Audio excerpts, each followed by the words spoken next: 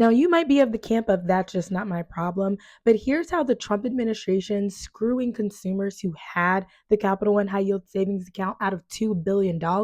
could potentially screw you too. Because in the final hours of the Biden presidency, we did see former director Rohit Chopra and the CFPB at that time file a lawsuit against Capital One, alleging that they misrepresented their high yield savings account to customers as a good old bait and switch in order to capitalize on the interest that they could have gotten if they only knew to ask for the right type of product. Because while their 360 performance savings and their 360 savings is just a variety of tomato and tomato semantics, you should have known better because I'm sure you've got a TV, a newspaper stand near you where you probably would have saw the advertisement. This type of lawsuit being dropped just further cements that the CFPB is taking a more bootstrap pulling up approach that you, as the adult, should know a little bit better and do your own due diligence so that way you don't have the wool pulled over your eyes